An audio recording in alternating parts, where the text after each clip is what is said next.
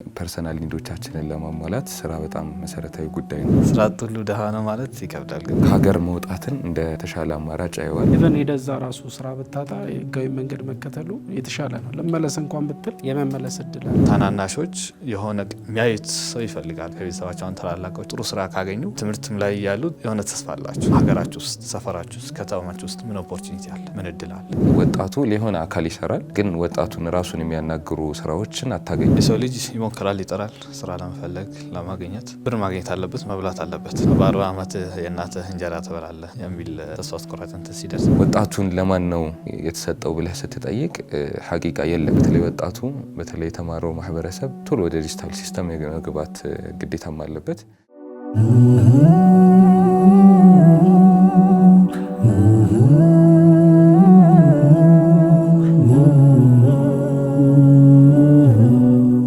بسم الله الرحمن الرحيم الحمد لله رب العالمين والصلاة والسلام على أشرف الأنبياء والمرسلين سيدنا محمد وعلى آله وصحبه أجمعين ودنا يتكبرات أفريكا تي في تكتاتايوች السلام عليكم ورحمة الله وبركاته እንደተለመደው ዘውትር ቅዳሜ ከምሽቱ 3 ሰዓት ወደ እናንተ የሚደርሰው የወጣቶች መድረክ የተሰኘው ፕሮግራማችን እነሆ ጀምሯል። ዛሬ ያው ባላ ፈቃድ በክፍል 2 ተገናኝተናል። ባለፈው በክፍል 1 ላይ ስለ ስራ አጥነት ከወንድሞች ጋር በስፋት አንስተን ነበር። ከዛ ቀሪ ሀሳቦችን ዛሬ እንቀጥላለን። አብራችሁ እንድትቆዩ እያልኩኝ ያው በድጋሚ እናንተም ጊዜያችሁን ሰጣችሁ ስለተገኛችሁ እጅግ አድርጌ አመሰግናለሁ። ያው እንደሚታወቀው ባለፈው የተለያዩ ነጥቦችን ለመነካካት ሞክረን ነበር። ያው ከሰዓት አንጻር አቋርጠናልና ስለ ስራ አጥነት ግሎባሊ ያለው ፐርሰንት ምን ያክል ስራ አጥ አለ የሚለውን አንስተናል። እንዲሁም በሀገራችን ተጨባጭም የተለያዩ ነገሮችን ዳሳቸዋል። እንዲሁም ከወጣቶች የስራ ስምሪት ጋር ያሉ ተግዳሮቶችን አንስተን ነበረ። ሰዓት አልቆብን ለማቆም የተገደድ ነው። ዛሬ ባላ ፈቃድ ያው ቀሪ ሀሳቦችን ለመዳሰስ እንሞክራለን። ያው በቀኝ በኩል ወንድም ቢላል ስላለ ከሱ ጀምራለሁ ኢንሻአላህ። ያው እያዳለው አይደለም። እሺ አራተኛው ነጥብ ያው ማንሳት የምንፈልገው ስራ አጥነት ከድህነት አንጻር እንዲሁም ከወንጀል ከስደት ጋር 3 ነጥቦች አሉና በታትነናቸው እኛ እንዴት ነው ስራ አጥና ድህነት ምንድነው የሚያገናኛቸው የሚለውን እናንሳ እስቲ። خير بسم الله الحمد لله رب العالمين الصلاة والسلام على أشرف الأنبياء نبينا محمد صلى الله عليه وسلم መልካም ኢንሻአላህ። ያው ስራ አጥነት ጋር በተያያዘ ባለፈው ቆይታችን ላይ የተወሰኑ ሀሳቦችን አንስተናል ኢንሻአላህ። በአሁኑ ደግሞ አላህ ካለ ያው ከስራ አጥነትና ድህነት አካባቢ ላይ ያሉ ሀሳቦችን ለማንሳት ሞክራለሁ በተወሰነ መልኩ። ያው እንዴት ነው ራሱ ስራ አጥነት ድህነት ነው እንዴ? ያው ብዙ ጊዜ ያው ፐርሰናል ኒዶቻችንን ባለፈው እንዳለው ፐርሰናል ኒዶቻችንን ለማሟላት ስራ በጣም መሰረታዊ ጉዳይ ነው። ተንቀሳቅሶ መግባት እንለዋለን ወጣቶች በተወሰነ መልኩ ያው እዛ አካባቢ ላይ ስላለ በተበተም ይባላል ተፈተብዬ ልግባ አይነት ነገር ነውና ያው ስራ አጥ የሆነ ሰው ፐርሰናል ኒዶችን ማሟላት አይችልም።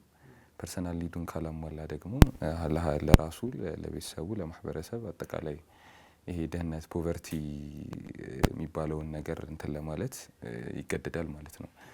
ፐርሰናል ኒዱን ማሟላት አይችልም። አዘሴም ታይም ደግሞ ቤተሰቡን አላሳለፈም ነው የሚባለው አይደል? አሁን በተለምዶ የጨርቆስ ምናምን አካባቢ እንትን ሰዎች ያው ብዙ ጊዜ የኑሮ የዕለት ተዕለት ገቢያቸውን እዚሁ ባሉበት ማሟላት ስለማይችሉ ከሀገር መውጣትን እንትን ያደርጋሉ፣ ተመራጭ ያደርጋሉ። ያሃም የሆነ ያው ድህነት ያለበት ኤሪያ ስለሆነ ማለት ነው። ብዙ ጊዜ አይተህ ከሆነ ኢኮኖሚካሊ እንትን ያሌላቸው ዝቅተኛ የሚባሉ ወጣቶች ወይንም እንትኖች ከሌላው ካላቸው ሰዎች ጓደኞች ምናምን አንፃር ሳይኮሎጂካሊ እንትን ያደርጋሉ። ያ ደግሞ ይበልጥ ችግሩን የከፋ ያደርገዋልና ድህነት አካባቢ ላይ የሚነሳው እሱ ነው። ምናልባት ያው ከስደት ጋር የተወሰኑ ሀሳቦች ከማዕድ ይቀጥሉ ኢንሻአላህ እናነሳለን ብዬ። خير بسم الله والسلام على رسول الله صلى الله عليه وسلم።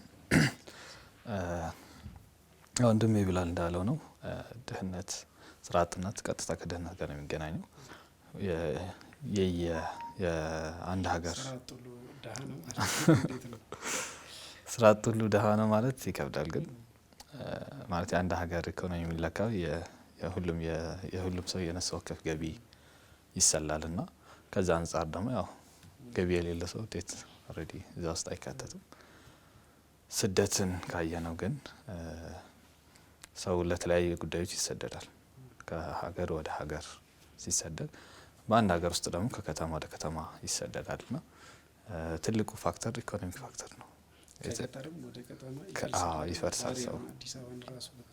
ልክ ነህ።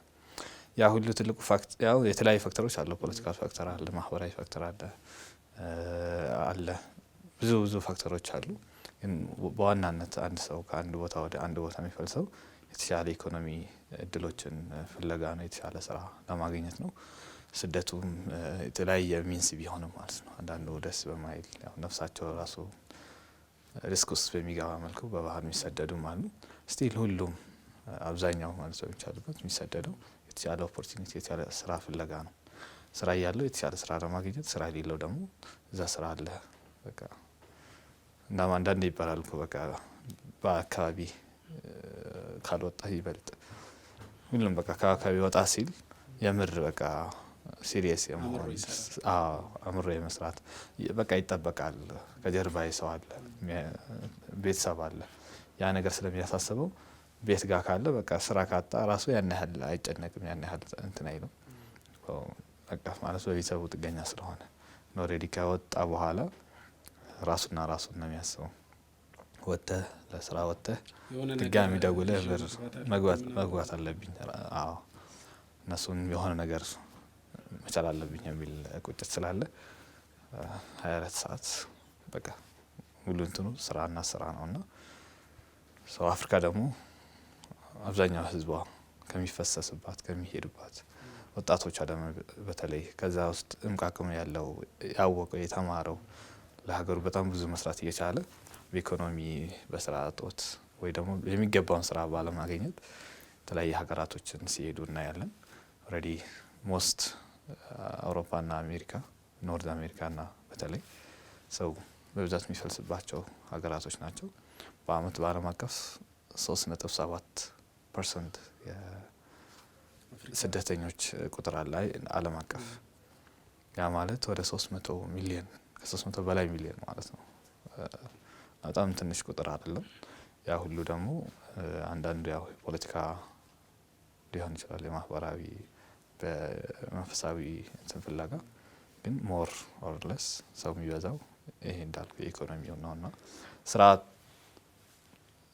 የስራ እድሎች ደግሞ ሰፊ ሲሆኑ በጣም መንግስቱም ይሁን ባለሀብቶቹ ይበልጥ ብዙ ስራዎችን ሲያመቻቹ ሲፈጥሩ የከተማይቷ የሀገራዊቷ ወጣቶች አልፎ ሌላ ሀገራቶችን ኢንቫይት ማድረግ መጥራት ማለት የሰው አቅም ሁላ አንሶ የሚጠሩ ሀገራቶችም ጨምራሉ። በዓለም አቀፍ ጃፓን አሁን ብዙ ሰው አታስገባም ነበር ድሮ አትወድም ነበር ፎሪነሮችን። አሁን ግን ብዙ ስራዎች አሉ፣ የሰው አቅም እጥረት አለ እና አንዳንድ ሀገራቶች እንደዛ ናቸው። ስራዎቹ በጣም ከመብዛቱ የተነሳ ያለው ሰው ሁሉም ስራ ይዘው ስቲል ደግሞ ብዙ ክፍተቶች አሉ እና ከሌላ ሀገር ነው የሰው ኃይል የሚያስመጡት። እኛ ግን በቃ በራሳቸው የሚሄዱ መንግስትም የሚልካቸው ብዙ ስርዓት ወጣቶች ያሉበት አህጉር ውስጥ ነው የምንኖረው። እንደ ሀገርም እንደ አህጉርም ኢንሻአላህ ይህ ችግር በቅርብ ተቀርፎ ኢንሻአላህ የሚሰደድባት ሳይሆን የሚሰደድላት ሀገር አህጉር እንፈጥራለን ብዬ አስባለሁ። ኢንሻአላህ ሁላችንም ያን እንመኛለን። እንደው እዚህ ስለ ስደት ከተነሳ ይቀር በደንብ እንድናብላላው እንዴት ነው አንዳንዶች ሀገራችን ላይ ራሱ የተለያዩ የስራ እድሎች አሉ፣ ግን እንደ ማህበረሰብ ያው ዝቅ ብለን ስለማንሰራ ነው ሚላል። በተለያየ አጋጣሚ ደግሞ ያው ድርጅቶችን ማስታወቂያ ሲያወጡት ያለ የምን ችግር እንደሆነ ባይገባኝም ተመጣጣኝ ክፍያ አለማግኘትም ሊሆን ይችላል፣ ሌሎችም ችግሮች ሊነሱ ይችላሉ። በዛው ተቃራኒ ደግሞ ወደ ውጭ ሀገር ሂደን ቅድም ወንድም አድ እንዳነሳው የተለያዩ ስራዎችን እንሰራለን። በዛው ልክ ግን በወጣንለት ልክ ያው እሱ እንዳለው ከኋላ ቤተሰብ ይጠብቃል፣ ሌሎች ነገር አንተም ማገዝ ምትፈልገዋለ፣ ራስንም ህይወት መለወጥ ትፈልጋለ። በዛው ልክ ሲሪየስ ሆነን እንሰራለን አንሰራም ሌላ ጥያቄ ነው። በዚሁ ተቃራኒ ደግሞ አንዳንዴ ወጥተው ለወጡለት አላማ ኮምፕሊትሊ ይረሱትና በሌላ ነገር ላይ ያሳልፋሉ። መጨረሻ ላይ ወደ ሀገር መመለስም ሲያስቡ ያ የሚፈልጉት አይነት ገንዘብ ወይ አቅም ወይ እዚህ ያስቀመጡት ወይ ላኩት ነገር ሳይኖር ሲቀር እዛው ዝም ብሎ የመቆየት እንትንም በተለያዩ ወንድምና እህቶች ላይ ይስተዋላል። እዚህ ወደ መካከለኛው ምስራቅም ወደ አረብ ሀገርም እንዲሁም ደግሞ ወደ ኢሮፕም አሜሪካም ተመሳሳይ ነገር አለ። እነዚህ ነገሮች እንዴት ነው እስቲ ብናፍታታው? ኸይር እሺ ቢስሚላህ ጥሩ ሀሳብ አንስቷል ማዲ። በዓለም አቀፍ ደረጃ በከፍተኛ ደረጃ የሚሰደዱ ሰዎች ቁጥር በጣም ብዙ ነው። ከዛ ውስጥ ደግሞ ትልቁን ድርሻ የሚወስደው ወጣቱ ማህበረሰብ ነው፣ ወጣቱ ክፍል ነው። ምክንያቱም የትምህርት ቆይታው መጨረስ አለ፣ አዘ ሴም ታይም የኢኮኖሚካል ዲፔንደንሲ መውጣት ይፈልጋል። በጊዜ ሰራ አድርጎ የተሻለ ሀያት መመስረት ይፈልጋል ምናምንና ኡስታዝ አንድ ሀሳብ ያነሳል ብዙ ጊዜ እንዲህ በምንቀማመጥበት ጊዜ ይሄኛው ኤጅ የወጣትነት የሚባለው ኤጅ በተለይ ከሃይ ስኩል ጀምሮ ዩኒቨርሲቲ ሌቭል መጨረሻ የሰዎችን ቀጣይ የህይወት መስመር የሚለይ የሚወስን ነው።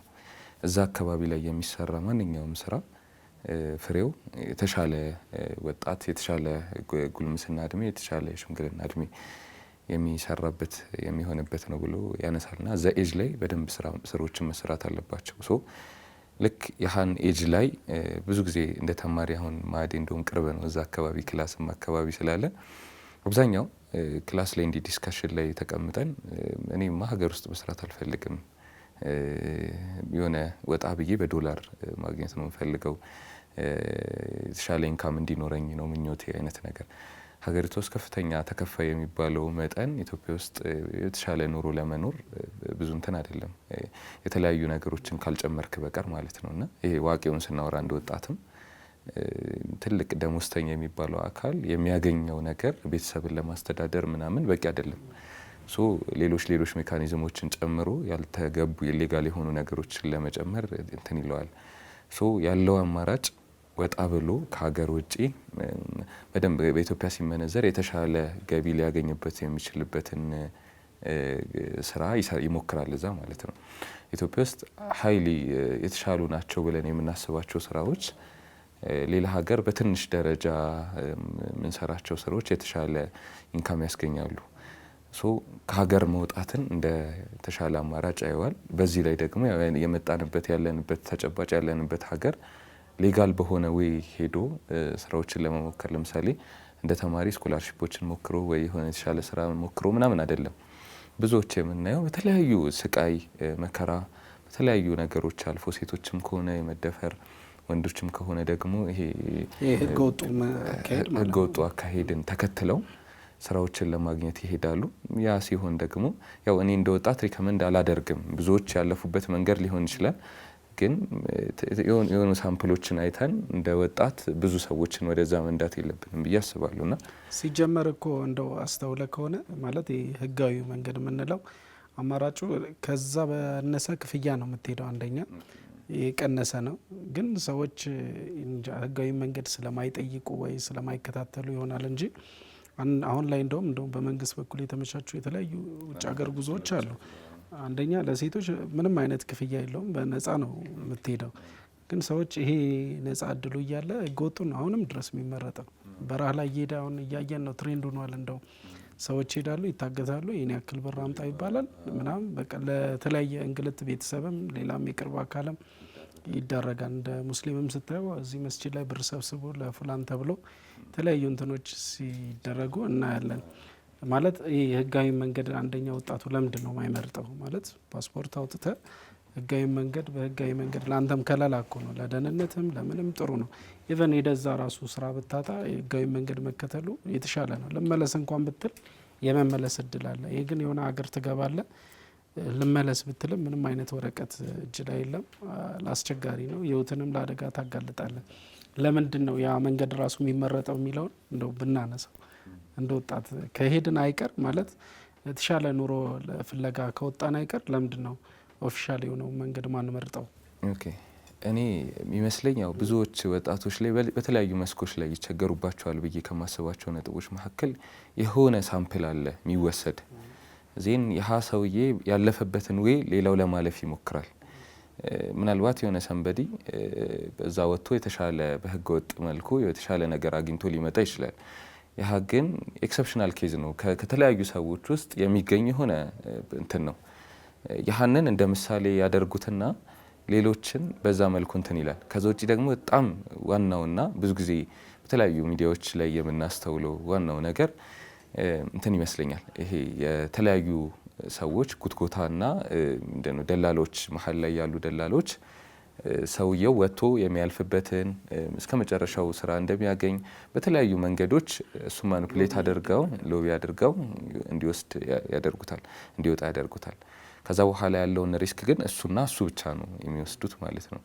እሱ አለ። ከዛ ውጪ ደግሞ ያው ብዙ ወጣቶችን ስናይ በአካባቢያችን በተለያዩ እንቅስቃሴዎችም ያው ማዕድ ይረዳኛል ብዬ አስባለሁ ከብዙ ወጣት ጋር ነው የምንውለውና አብዛኛው የቤተሰብም ግፊት አለ። በቃ ቤተሰብ እንዲያልፍለት የተለያዩ ነገሮች ከመነሳት የተነሳ ቢወጣና እንትን ቢል የተሻለ እድል ቤተሰብን አሳልፋለሁ ብሎ ነው የሚወጣው ከሀገርና በዛ ምክንያት ነው ብዙዎች ሊወጡ የሚገደዱት ማለት ነው ብዬ ነው የማስበው። ምናልባት ማዕድ እዚህ ላይ የሚጨምረው ሀሳብ ካለ እንደው አያይዘ እንድታነሳልኝ።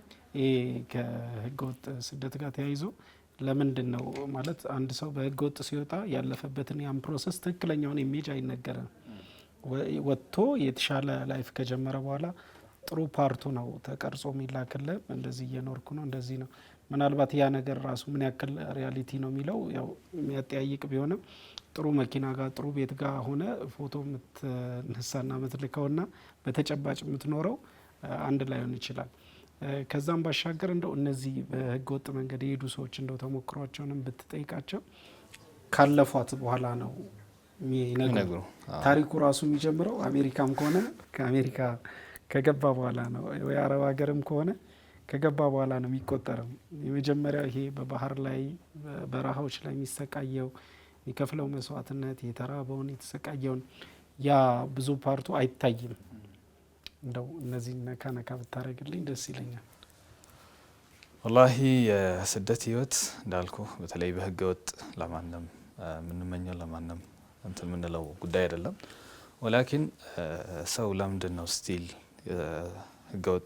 የህገወጥ ስደተኛ ስደት እስካሁን ትሬንድ የሆነው ለምንድን ነው ብለህ ስታስብ አንደኛው ፕሮሞት ተደርጓል። በጣም እንዳልከው አንድ ሰው ያን ሁሉ ፕሮሰስ አልፎ በተለይ እኛ አካባቢ አሁን ያልኩ ሶማሌ ክልል አካባቢ በጣም ብዙ እንትን አለ መንገድ ነው በሩ። አዎ እና በቃ እያንዳንዱ ሰፈር ውስጥ ከየሰፈሩ ከየቤቱ የሆነ ሰው ሄዷል። ስታይ ምንድነው ለምሳሌ ጓደኛሞች ነበርን፣ ፒር ፕሬዠር የሚባለው ነገር ስታይ ከኛ መሀል የሆነ ሰው ሄደ። ሲሄድ ያው ለቅርብ ጓደኞች ይናገራል፣ እንደዚህ እየሞከርኩ ነው። ያው አንዳንዶቹ ወላጁን ፈርተው አንዳንዱ ነገሩ አሳስቦት ይቀራል። ከሱ ይሄድና የሁሉ ፕሮሰስ ሄዶ እዛ ሲደርስ ይደውላቸዋል፣ እንደዚህ ደረስኩ።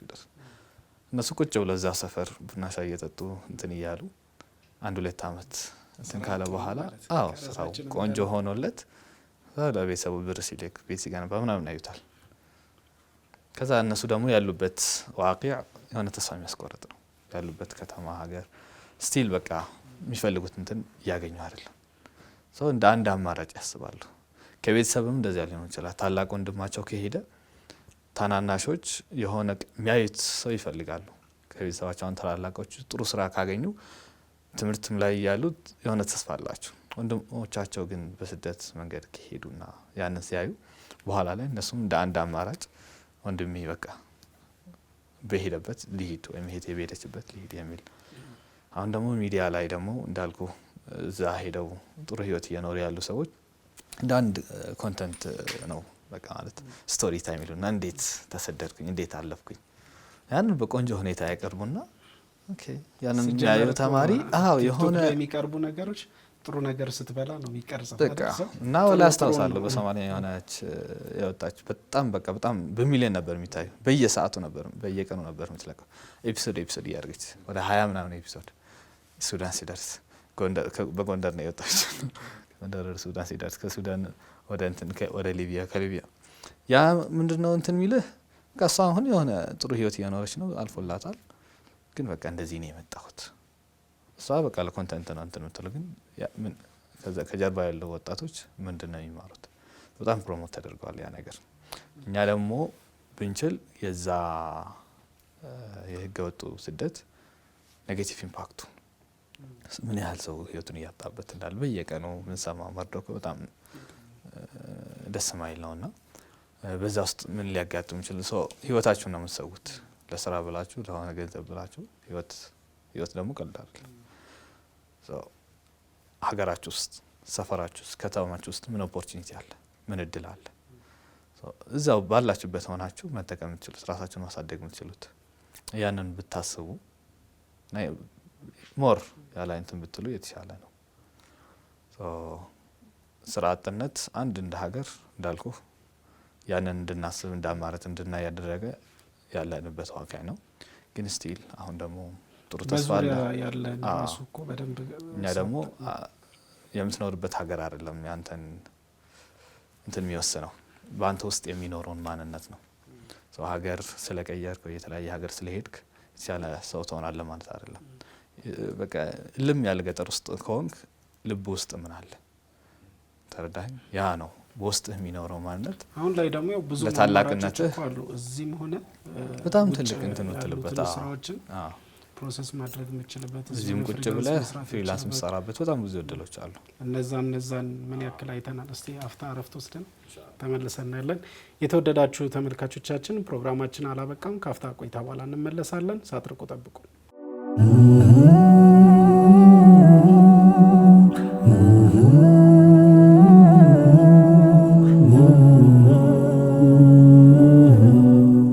ቢስሚላህ ራህማን ራሂም። የተወደዳችሁ ተመልካቾቻችን ከአፍታ ቆይታ በኋላ ተመልሰናል። ያው ወዳችሁና ፈቅዳችሁ እየተከታተላችሁን ስለሆነ እጅግ አድርገን እናመሰግናለን። ያው ከረፍት በፊት ወንድም አድጋ ነበር መሰለኝ የቆምኩት። ያው ከዓለም አቀፋዊ ስደት የሚያስከትለውን ጉዳት እንደዚሁ ወጣቱ ያው ህገወጥን ስደት ያው መድፈር እንደሌለበት አንስተናል። ከዚህ ጋር ተያይዞ ደግሞ ያው መሄድም ካለብን ግዴታ ከሆነ ሀገር ውስጥ ያሉትን አማራጮች በደንብ አይተን ካልሆነም ያው ህጋዊ መንገድ መከተል እንዳለብን ለመጠቆም ወደን ነበር። ሌላው እንግዲህ ያው ስራ አጥነትን ስናነሳ ቀደም እንዳልነው ከድህነት ጋር አንስተናል፣ ከስደት ጋር ተያይዞ አንስተናል እና እስቲ ከወንጀል ጋር ደግሞ ያለው ትስስር ምን ይመስላል የሚለው ሞባይላችን ብዙ ጊዜ ይጠፋል። የስራ አጥነትና የክራይም ወይም የወንጀል ግንኙነት ዳይሬክትሊ ስራ አጥነት ብቻ ሳይሆን አንዳንዴ ምን አለ በቂ ስራ ወይም በቂ ደሞዝ አለማግኘትም ስቲል ከወንጀልነት ጋር ይያያዛል። የሰው ልጅ ይሞክራል፣ ይጠራል፣ ስራ ለመፈለግ ለማግኘት ብር ማግኘት አለበት፣ መብላት አለበት። ስራ አጥነት በሰፋ ቁጥር ምን ይሰፋል? ሌላ እንዳልኩ ህገወጥ የሆነ አማራጭ የስደቱ እንኳን ለአንዳንድ ሰው ተመራጭ አይደለም እና በቃ የሆነ ሰዎች ስራ የላቸውም ግን ገቢ አላቸው። ምን ያደረጉ ነው ስትል የሆነ ወንጀሎችን እየፈጸሙ ነው። የሆነ ስርቆትን፣ ሙስና እንዲሁም ሌሎች ሀንግ መደረግ እነዚህ ሁሉ ወንጀሎች የተስፋፉት በስራ አጥነት ምክንያት ነው ብዬ አስባለሁ። የስራ አጥነትን ቀነስን ማለት በአንድ ሀገር ውስጥ የወንጀል ቁጥርም በጣም ይቀንሳል። በውጭ ሀገርም ካየነው አሁን አብዛኛው ወንጀለኞች ከሌላ ሀገር የተሰደዱ ስደተኞች ናቸው። በተለይ አህጉራችን ውስጥ ያሉና ሌላ ሀገርም የሰው ሀገር ላይም ስራ ሲያጡ በሀገራችን ውስጥ ወጣቱ ስራ ሲያጣ ወንጀል ለመስራት ለመዳፈር ያሞከር እንትን ማለት እንትኖች አሉ። በስራ ውስጥ በተለይ መንግስት ስራ ውስጥ የሚሰሩ ደግሞ በቂ ደሞዝ ስለማያገኙ ሙስናን፣ ጉቦን እንደ አንድ አማራጭ ይጠቀማሉ።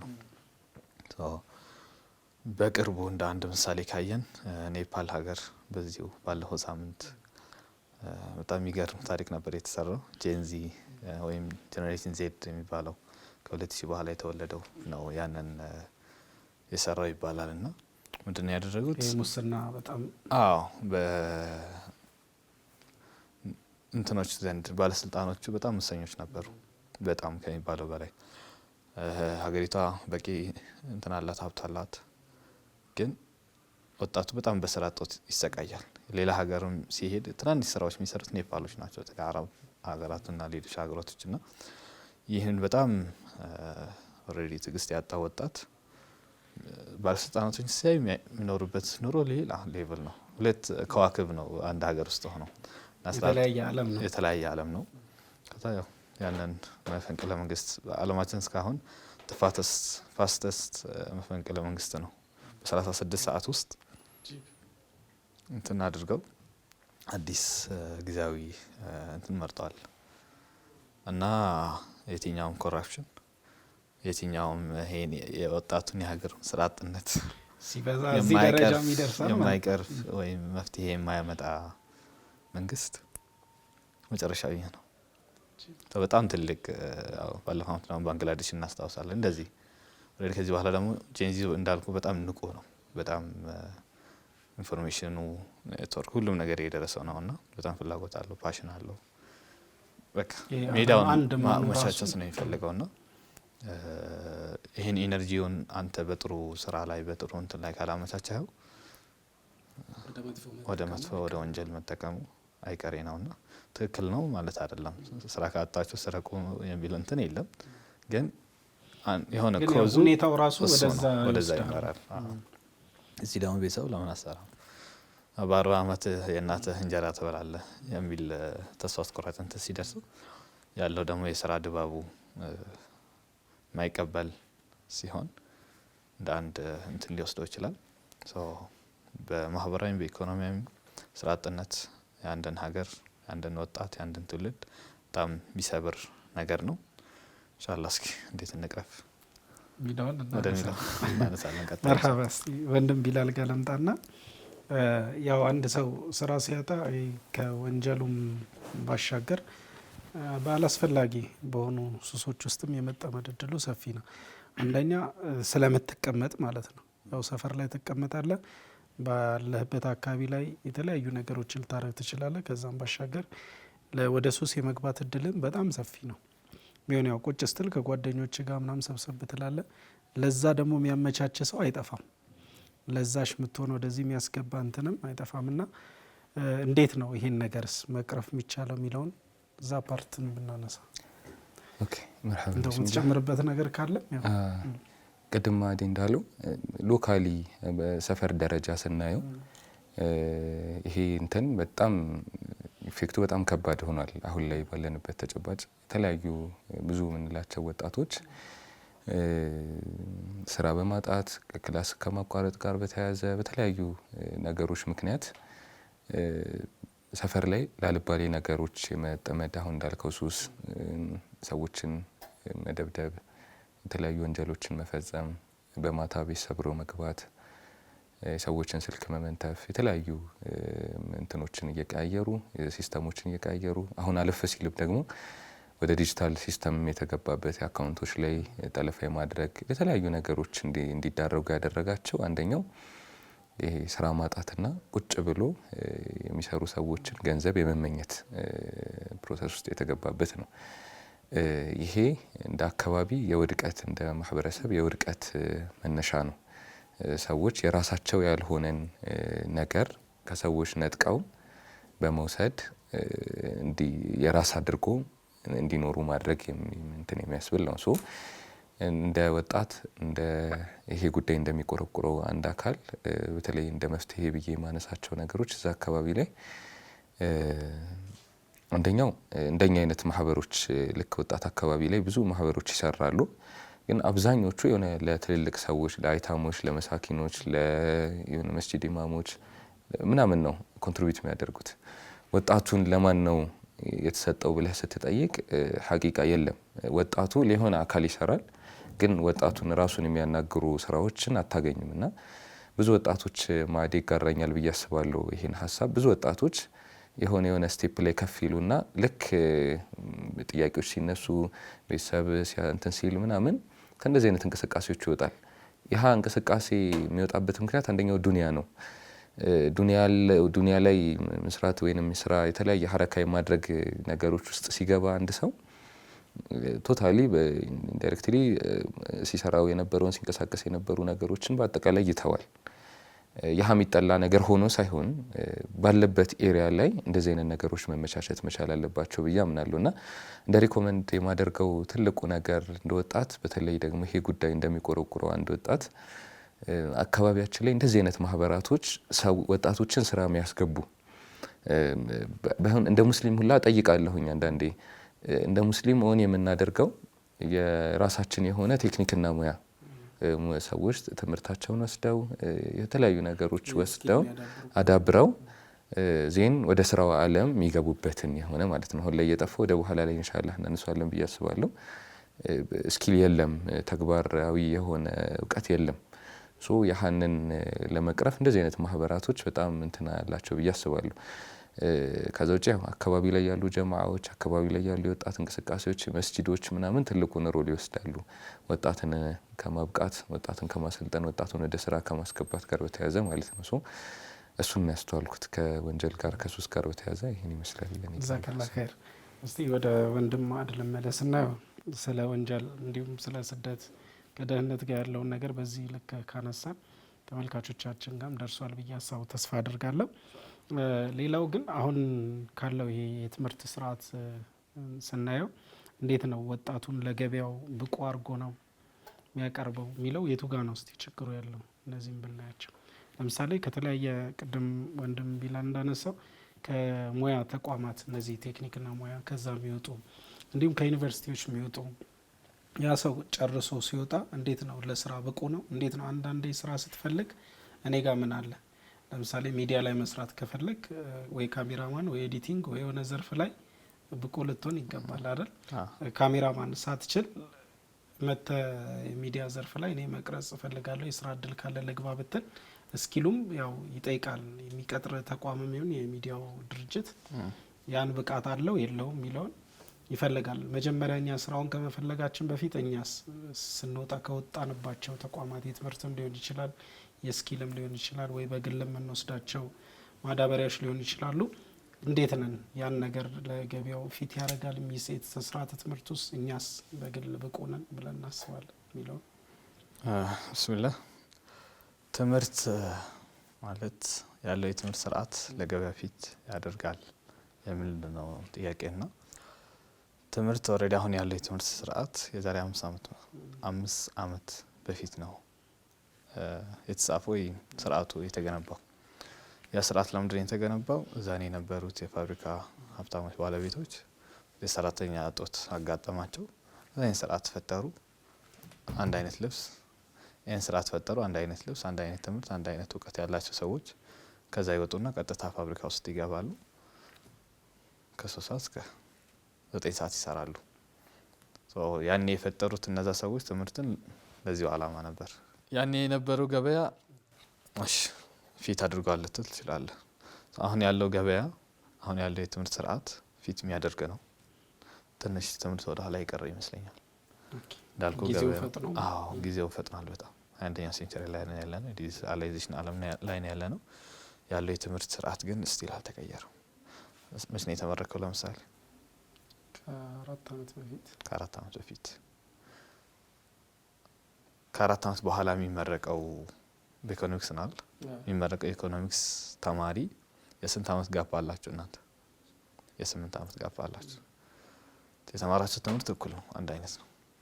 ከ4 ዓመት በፊት የነበረው የዚህ ሀገር የኢኮኖሚ ሁኔታ እና ከ4 ዓመት በኋላ ያለው አንድ ነው አይደል? ቲዮሪ ላይ ያለው ራሱ የደርግ ሊሆን ይችላል እዛ ላይ የምትማረው። ትምህርቱ በዛ ፍጥነት ይሄድ አይደለም የትምህርት ስርዓቱ። ለዛ ነው አብዛኛው ሁሉም አይደለም ባይዘይ አብዛኛው ትምህርት ተስፋ አስቆራጭ እየሆነ ያለው። ዘመን ማይሽሩ ትምህርቶች ካሉ ግን ትምህርቶቹ ምን መሆን አለባቸው? እንዳልኩ ትምህርቱ እንደ አዲስ ተቀርጾ ሲቀረጽ አሁን ያለው ገበያ ምን አይነት ሰው ነው የሚያስፈልገው፣ ምን አይነት ትምህርት ነው መውሰድ ያለባቸው፣ ምን አይነት ክህሎት ሊኖራቸው ይገባል። አንድ ሰው ዩኒቨርሲቲ ውስጥ 5 ዓመት የሚሆን 4 ዓመት ሲቆይ በቃ ከዩኒቨርሲቲ ሲወጣ ማግኘት ያለበትን እውቀት ክህሎት አግኝቶ ነው መውጣት ያለበት። ሌላ እንደ አዲስ ቴክኒክና ሙያ ወይ ሌላ ነገር ገብቶ ሌላ የሆነ የስኪል የሙያ ማሰልጠኛ ገብቶ እንትን ማለት የለበትም። እንደ አዲስ ለስራ ራሱን ማዘጋጀት የለበትም። መጀመሪያውንም ዲፓርትመንት ሲመርጥ ብቁ ነው ከዛው ነው መውጣት ያለበት። ብቁ ሆኖ መውጣት አለበት። ተማሪው ደግሞ በየክረምቱ በየትምህርት ኢንተርንሺፑ በደንብ መጠቀም ራሱን ማብቃት ማዘጋጀት ከሱ ይጠበቃል። ጀዛከላህ ኸይር። እስቲ ወደ ወንድም ቢላል ለምጣና እንደው እዚህ ላይ ሌላ ሀሳብ እንደ የተቋማት ድርሻስ እንደ ምን ያክል ነው? ወጣቱን በማብቃት የስራ እድል በመፍጠር ሀገራችን ላይ ያለው ምን ይመስላል? አይር መጀመሪያ ማዲ ካነሳው ሀሳብ ልነሳና ቶታሊ በጣም ጥያቄ ካላቸው ወንድሞች መካከል ነኝ የትምህርት ስርዓቱ ላይ ማለት ነውና አብዛኛው ተማሪ የሚፈልገውን ህልሙን የሚኖር አይደለም። እኔ አሁን ከልጅነት ጀምሮ ማስበው መመኘው ፊልድ ነበረኝ የራሴ ማለት ነው። ግን ያው ህይወት ጆርኒክ 12ኛ ክፍል ውጤት ስትመርጥ ከዛ የምትመደብበትን ሀገር ስትመርጥ እዚህን ደግሞ ከዛ በኋላ ፍሬሽማን ከወሰድክ በኋላ ዲፓርትመንት ስትመርጥ ምናምን ሳታስበው የሆነ ነገር ውስጥ ራስህን ታገኘዋለህ። ይሄ የሰውየውን ፓሽን ያለመለየት እዚህን ደግሞ ሲወጣም ሳይፈልገው ለምሳሌ አንተ ጆርናሊዝም አካባቢ ላይ ያለህ ወንድም ነህ ግን በኢኮኖሚክስ ነው የተመረከው። ፍላጎትህና አሁን ያለህበትን ደረጃ ስታየው በጣም የተለያዩ ናቸው። ምናልባት ጆርናሊዝም አካባቢ ተኮትኩተህ አድገህ ቢሆን ይበልጥ ስኬታማ የህይወት ጉዞ ይበልጥ ይኖርህ ነበረ ብዬ አስባለሁና ሰዎች የሚኖሩትን ነገር ከማስተማር ጋር የተያያዘ በጣም ትልቅ ክፍተት አለብን እንደ ሀገር። እሱ የብዙዎች ጥያቄ ነው፣ የብዙዎች ማለት ነው። እኔ በቅርቡ እህቴ ዲፓርትመንት ስትመርጥ ቤት ውስጥ በጣም ተጨንቃ ነበረ ሰሞኑንና የተለያዩ ፊልዶች አሉ። አስቱ ነው የምትማረው። የተለያዩ ፊልዶች አሉ። በቃ ሰዎች በተለምዶ ባንገባባቸው እዛ ዲፓርትመንት ውስጥ ባንገባ የሚሏቸው ፊልዶች ማለት ነው። እሱን ስትፈራ ስትጨነቅ ለካ ሳምንቱ ሙሉ አታወራም፣ ከሰው ጋር አትገናኝም፣ ኢንጌጅ አታደርግም ምናምን። ከዛ ልክ ቤት ስገባ እንደ ሶፍትዌር ደረሰኝ ሪስክ ስቅ ብላ ምናምን ማለት ነው። ምን ነው ምናምን ሌላ ፊልድ ደርሶኝ ቢሆንስ አይነት ነገር ብላ ማለት ነውና ከፍላጎትህ ውጪ ማለት ነውና አንዳንዴ በጣም ትታጀባለህ። በዛ ሲስተም አሁን የማይፈልገው ሲስተም ውስጥ ያደገ ሰው እንዴት ነው ያንን ፊልድ ሊያገለግል የሚችለው ብለህ ጥያቄ ታቀርባለህና እሱ በጣም አለ። ዜን የግሉ ስራ ዘርፍ ላይ ምንድነው እነዚህ የግል ተቋማት ያላቸው አስተዋጽኦ ወጣቱ ስራ እንዲያገኝ ወይ እነሱ ደግሞ ለስራ ለመቅጠር ያላቸው እንትን? ከግል ተቋማት ጋር በተያያዘ አብዛኞቹ ከኖርማሊ ከመንግስት ውጪ ያሉ የምንላቸው ብዙውን ድርሻ ወስደው የሚሰሩት የግል ተቋማቶች ናቸው። እንዲሁም ደግሞ የተለያዩ ቢዝነስ ግሩፕ ኦን የሚደረጉ ቢዝነስ ግሩፖች ናቸው። የተለያዩ ተማሪዎች ገና ከትምህርት ሳይወጡ ቆይታቸው ሳይወጡ የተለያዩ ቦታዎች ላይ ሙከራ ያደርጋሉ፣ እንቅስቃሴ ያደርጋሉ ምናምንና ሲወጡ ያው የመንግስት ቦታዎች ላይ በቀላሉ ተቀጥሮ የመስራት እንትን አያገኙምና የተለያዩ ሰዎች በግላቸው ያስሞክሯቸዋል። ለምሳሌ የሆነ የቢዝነስ እንትን ካለ አንድ አካውንቲንግ የተመረቀ ሰው ኖርማሊ ቤተሰቡን ያገለግል ነበረ። አሁን ደግሞ ትምህርት ሲዳብር ቤተሰቡ ጋር በደንብ በተዳበረ መልኩ እንትን ይላል፣ ትምህርቱ ስራውን ይከውናል ማለት ነው። የግሉ ሴክተር በደንብ እንትን ያደርጋል ለሀገሪቷ ኢኮኖሚ፣ ለሀገሪቱ ስራ አጥም የመቀነስ ላይ በጣም ትልቅ ሮል አለው ብዬ አስባለሁ። ጀዛከላህ ኸይር። እስቲ ወደ ወንድም ማዕድ ልምጣና ሌላው ደግሞ ቢነሳ ብዬ ማስበው ነጥብ አንዳንድ የተለያዩ ወጣቶች የሆነ ስራ ለመጀመር ይፈልጋሉ። ምናልባት ልክ እናንተ እንዳላችሁ ተቋማትም ሊሆን ይችላል፣ ንግዱ ዘርፉ ላይም ለመሳተፍ ሊፈልግ ይችላል። ግን የካፒታል ላይ ማግኘቱ ጉዳይ ትልቅ ኢሹ ሆኖ እናገኛለን። እነዚህ ነገሮች እንዴት ነው ሊቀረፉ የሚችሉት?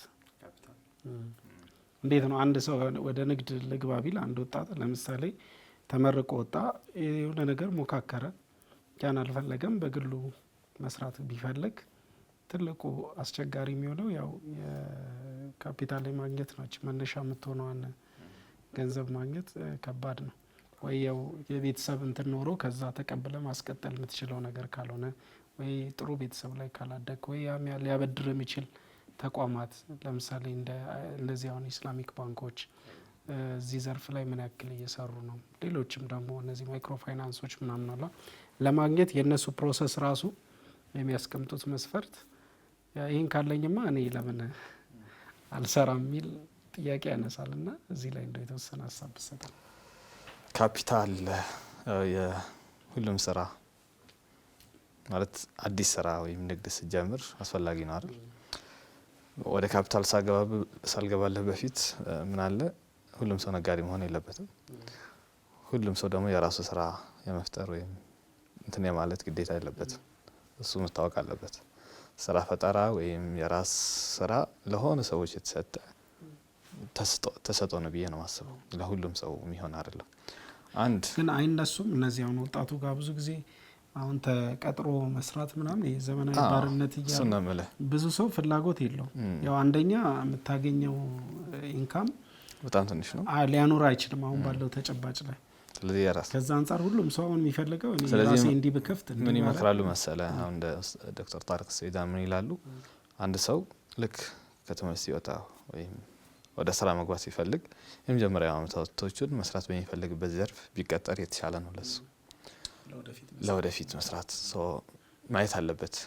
ወጣቱ እንዳልኩ ያው ያለንበት ጄኔሬሽን እንዳልኩ ቶሎ ነው ማደግ የሚፈልግ በቀላሉ። አብዛኛው ሰርቾች ካየ በቀላሉ ይሄን ነገር ለማግኘት ቶሎ ይሄን ነገር በእንትን ውስጥ ያ ነገር እንዳለ ሆኖ ግን የመጀመሪያው የሆነ ስራ ልጀምር ስትል በዛ ስራ አለቃ ሊኖር ይገባል። ማየት አለበት ስራ እንዴት እንደሚሰራ፣ ፋንክሽናሊቲ እንዴት እንደሆነ፣ በቃ ፎርማሊቲ የስራውን አካሄድ የሆነ ያህል በጣም ከበዛ እስከ 2 አመት ይመከራል። ከዛ በላይ ያስራሃል። የደሞዝ እንትን መውጣት ራሱ ያስፈራሃል። ከ3-4 አመት ከቆየ ግን ምንድነው በቃ ኤክስፒሪየንስ ማግኘት አለበት።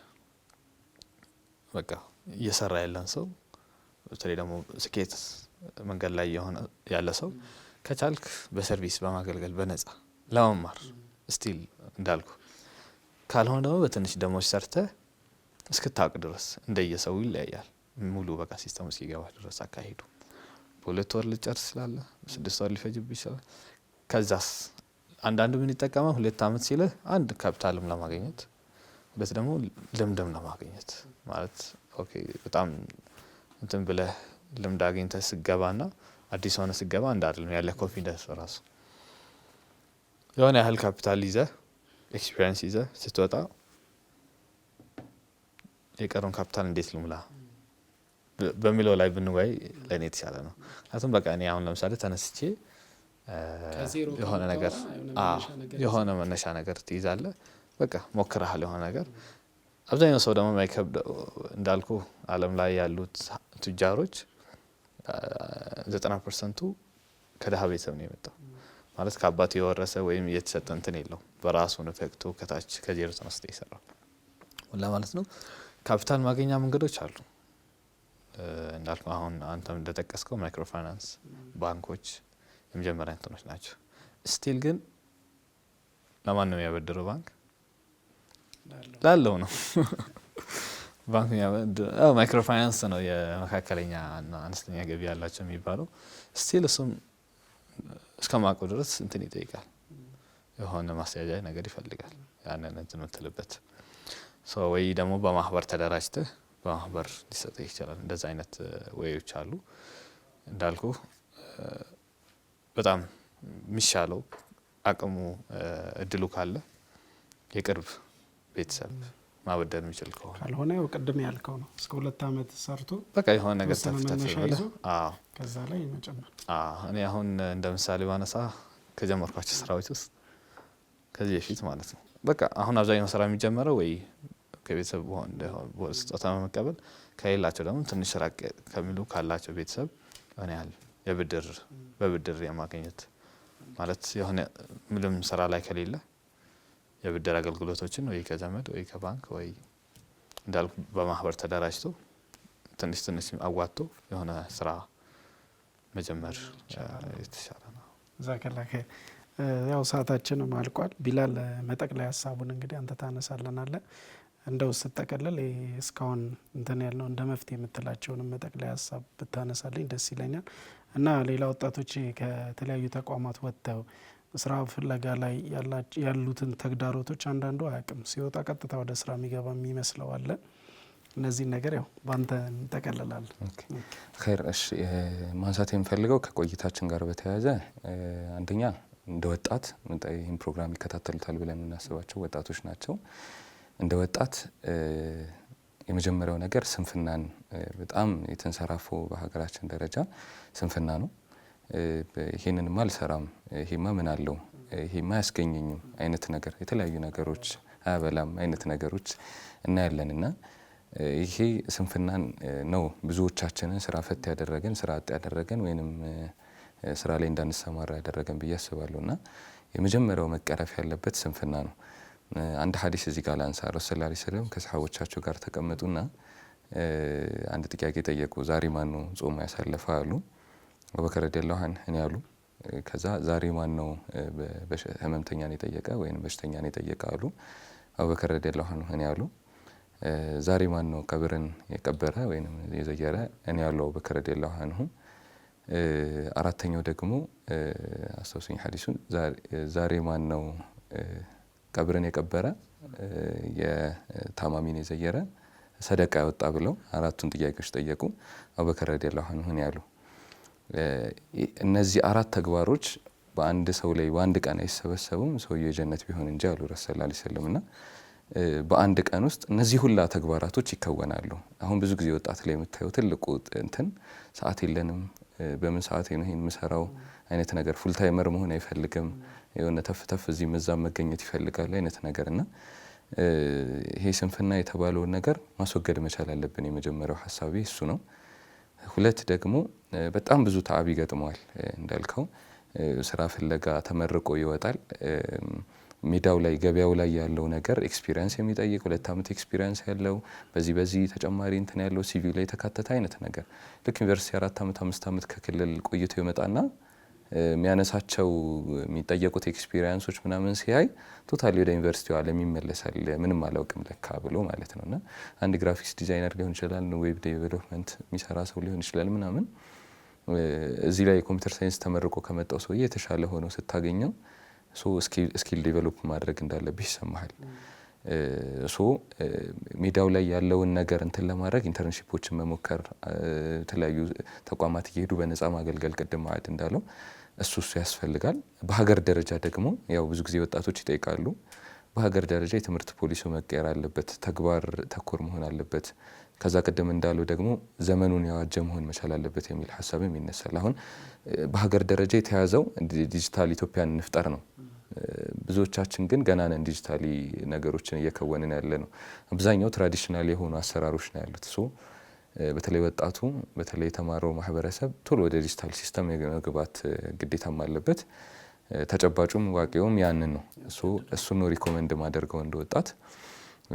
ከዛ ባለፈ እንደዚህ አይነት መድረኮች እንደዚህ አይነት የወጣትን የሚያናግሩ ወጣት ተኮር ፕሮግራሞች በደንብ መነሳት መቻል አለባቸው። በተለይ ኢንተርንሺፕን፣ ኢንተርፕረነርነትን፣ የስራ እድል መፍጠርን በጣም ደግሞ ወጣት ሆነው ትልቅ ስራ ዘርፎችን ኃላፊነቶችን እየተወጡ ያሉ ሰዎችን በደንብ ወደፊት ወደ ማህበረሰቡ ማውጣት ይፈልጋል። ለሌሎች ተሞክሮ እንዲሆኑ ማድረግ ይፈልጋል። ከነሱ ጋር ቆይታዎች ወጣቶች ቆይታ እንዲያደርጉ ማድረግ ይፈልጋል። ስልጠናዎች እዚህ አካባቢ መሰጠት ይፈልጋል። እነዚህና መሰል ነገሮችን ሪከመንድ አደርጋለሁ። መርሐባ ጀዛከላህ ኸይር። ያው እንግዲህ ሰዓታችን ቢኖር ሰፊ ብዙ ብናወራ ደስ ይለኝ ነበር። ሰዓት ገድቦናል። ያው ለሁለት ተከታታይ ሳምንት ካላችሁ ጊዜ ሰጣችሁ እዚህ ቆይታ ከኔ ጋር ስላረጋችሁ ሁለታችሁንም እጅግ አድርጌ አመሰግናለሁ። አላህ ኸይር ጀዛችሁን ይክፈላችሁ። ባስተላለፋችሁት መልእክት እኛም ተመልካቾቻችን የምንጠቀም አላህ ያድርገን። እጅግ አድርጌ አመሰግናለሁ። የተወደዳችሁ ተመልካቾቻችን ከስራ አጥና ወጣቱ በተመለከተ ያነሳ ነው በሁለት ሳምንት ፕሮግራም ይህን ይመስል ነበር። ሳምንት በሌላ ፕሮግራም እስክንገናኝ እዚሁ ጋር ላቆም እገደዳለሁ። ሰላሙ አለይኩም ወራህመቱላሂ ወበረካቱ።